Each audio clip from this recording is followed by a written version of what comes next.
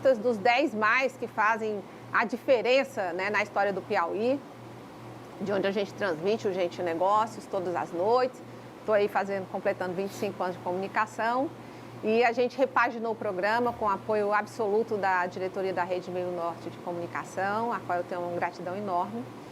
E aí, entre esses 10 mais dos entrevistados que eu estou convidando, eu não poderia deixar de chamar um homem que fez a diferença durante sua história de vida no Piauí. Faz a diferença, continua fazendo. Ele que é presidente do Sistema Fé Comércio no nosso estado, vice-presidente da Confederação Nacional do Comércio, Sesc-Senac, está em exercício aí em outros 3 estados da federação também. Ele é chamado para apagar incêndio por aí, que é o advogado e um homem de negócios, o empresário Valdeci Cavalcante, que eu tenho a honra de receber no Gente Negócio. Doutor Valdeci, prazer conversar com o senhor mais uma vez.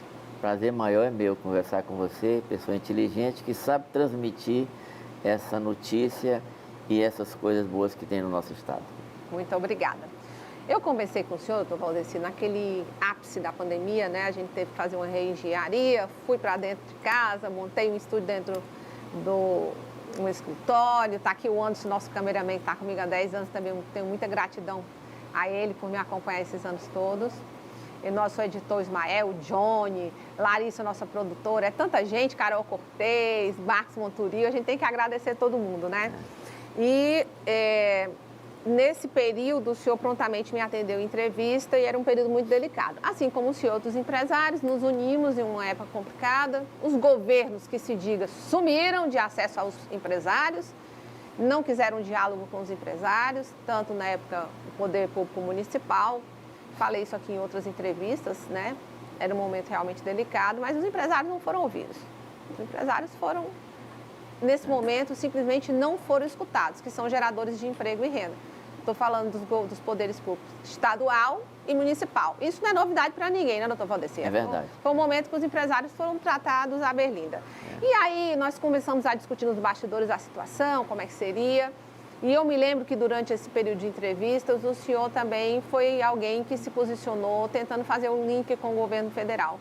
Mas para o final da entrevista eu puxo alguma questão que envolve investimento do Executivo Federal aqui no Piauí. Mas eu vou iniciar o meu diálogo falando para o senhor o seguinte: o Piauí perdeu muito em não tê-lo um dia como governador do nosso estado, porque o senhor, onde o senhor está até hoje, o senhor fez mais obras que, vamos dizer, praticamente todos os governantes juntos. Eu não vou colocar Alberto Silva aqui nesse patamar, porque fez obras expressivas. Mas de lá para cá, a gente se ressentiu, né? E se ressente de obras no Piauí. Você procura obras, por exemplo, do governo estadual em 20 anos, se alguém puder me lembrar alguma obra exponencial, né? Além de bolsas alimentação, que vem inclusive do governo federal, né? O recurso do Bolsa Família. Expressivamente não me recordo. Tenho batido sucessivas vezes, estou fazendo essa abertura mais longa para pontuar um raciocínio que é importante. É que o Piauí não tem uma maternidade digna, né? E se nós fôssemos estender cadáveres na Avenida Frei Serafim de mães e crianças, as pessoas iam ver que absurdo é que existe de mortes na maternidade que nós temos aqui, construída por Alberto Silva, de restos de guerra que vieram da Inglaterra, o senhor também sabe disso.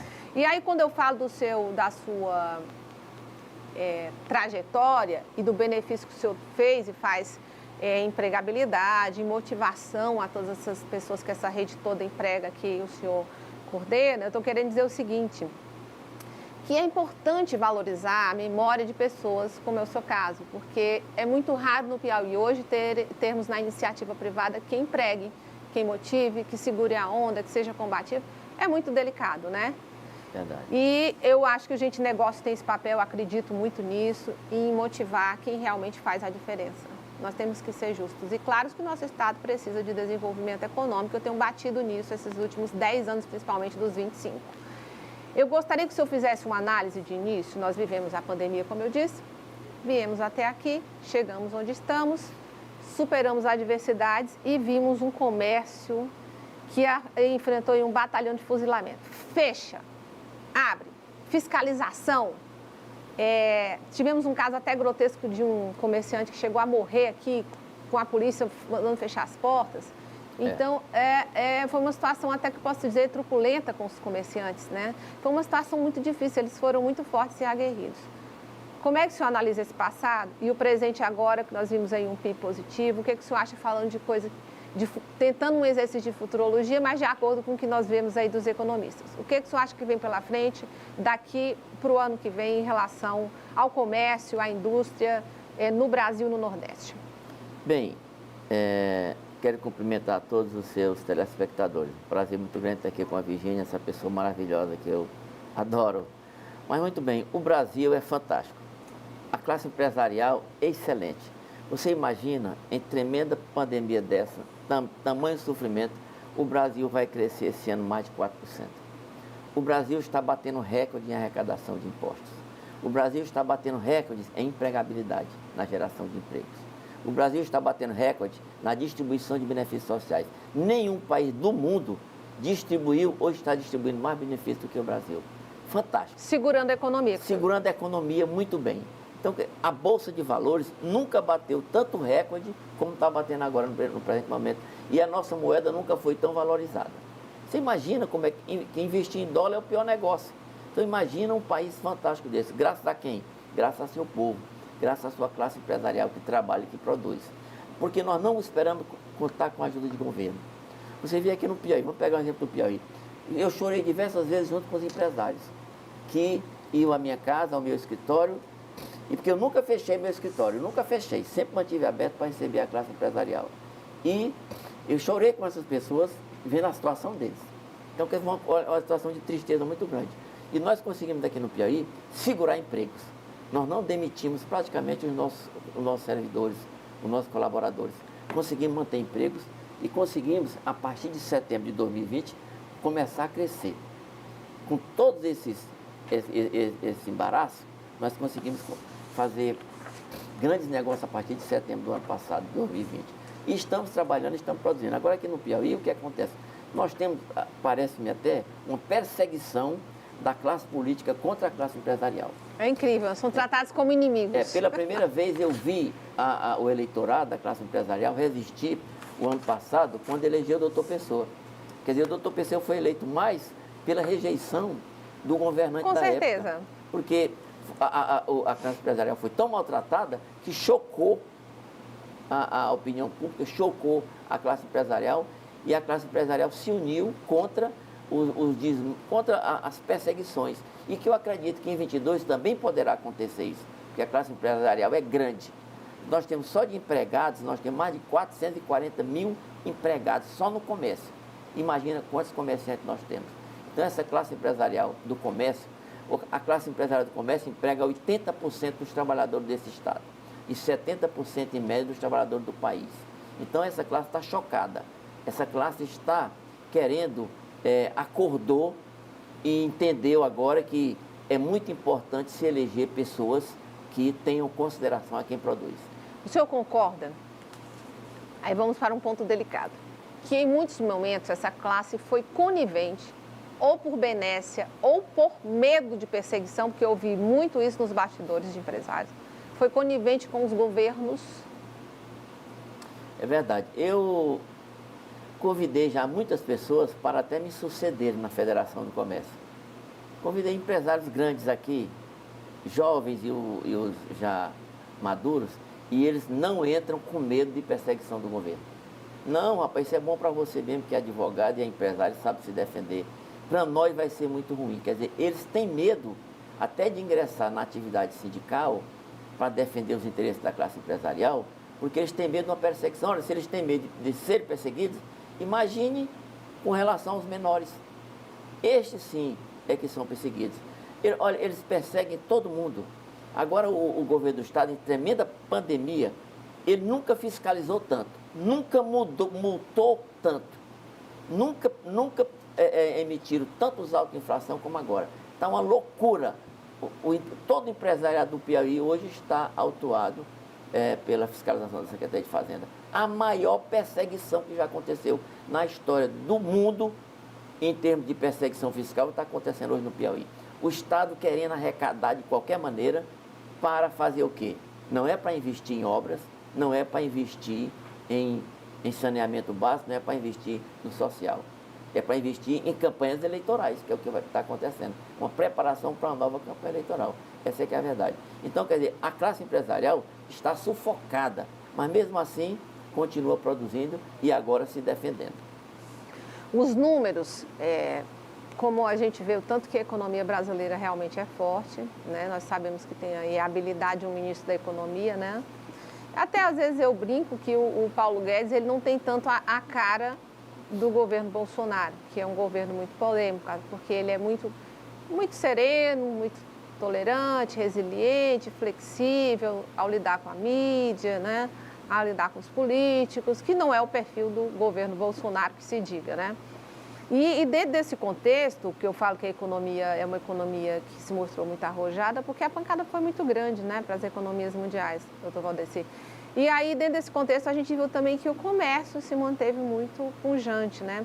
Como é que o senhor avalia esses números que nós vimos aí, a divulgação do número do PIB, e esses últimos meses agora, que nós tivemos índices que já preocupavam, mas tivemos lockdowns sucessivos e isso prejudicou muito a nossa economia. O senhor acredita que daqui para frente, como é que deve ser o comportamento, por exemplo, do consumidor?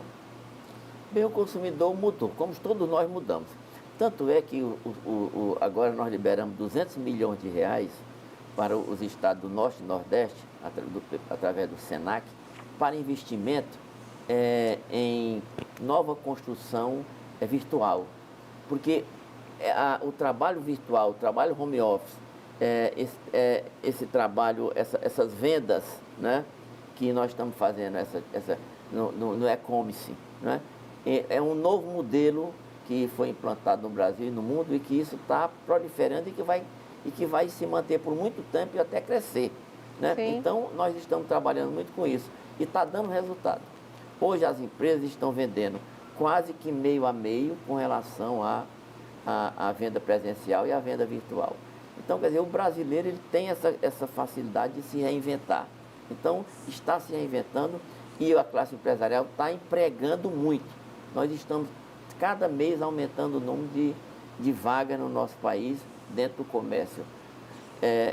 E agora também com muita preocupação, porque até o ano de 2030, o mundo, nosso planeta vai perder 800 milhões de vagas de emprego. Falei isso na entrevista. Para os robôs, né?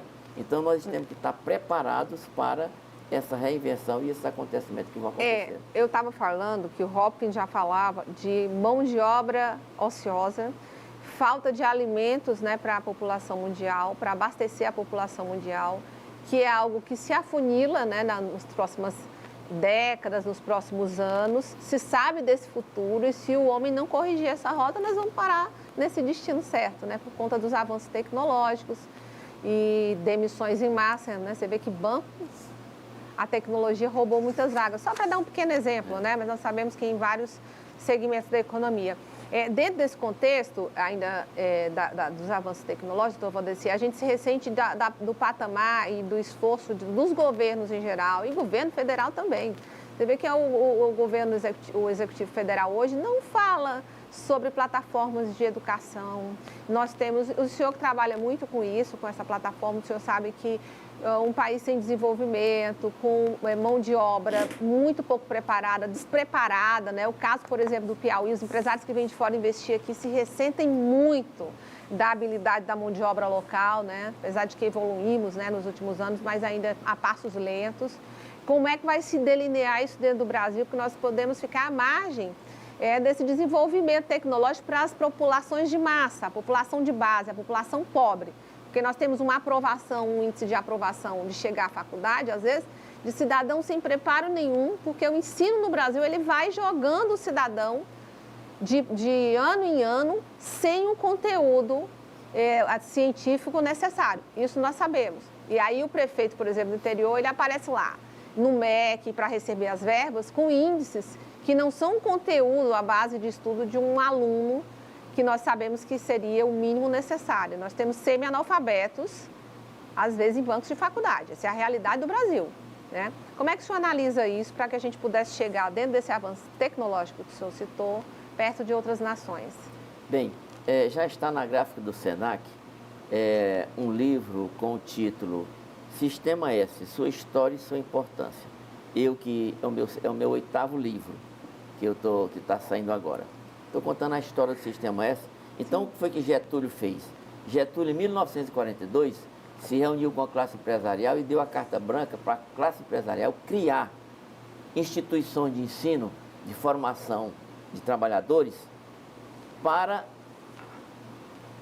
acompanhar o crescimento do Brasil naquela época do pós-guerra, que muitos investidores estrangeiros fugindo da Europa e vieram para o Brasil. Então, o SESC, SENAC, SESI, SENAI, essas instituições têm colaborado muito com o Brasil, porque os governos não têm estrutura para formar mão de obra. Quem tem é o Sistema S. E ainda assim é perseguido pelos políticos. Então, nós fazemos um trabalho social gigante, nós fazemos um trabalho de formação profissional gigante. Olha, veja bem, o SENAC, ele chega a formar em torno de 27 mil alunos por ano. 27 mil alunos por ano no SENAC. E o SESC chega a ter 3,5 milhões de atendimentos sociais. Isso no Piauí. Imagina em outros estados maiores. Imagina o que também faz o SESI e o SENAI. Então, nós temos capilaridade, nós temos uma força em todo o Brasil e nós conseguimos formar mão de obra, porque o governo não tem nada. Você vê, os alunos do SESI e do SENAI, quando eles saem, estão com emprego garantido. São as únicas entidades que têm formação de mão de obra com alto índice de qualidade, que o governo do Estado, o governo federal, o governo municipal não tem. Entendeu? Então, nós precisamos ter, porque sem essa qualificação, sem essa formação, nós não temos qualidade na prestação de serviço. Então, você vê o que acontece hoje, é que quando chega uma empresa aqui no Piauí, a primeira coisa que eles fazem, quando é um supermercado, uma empresa grande, é procurar o SENAC, para que o SENAC indique seus ex-alunos para fazerem uma seleção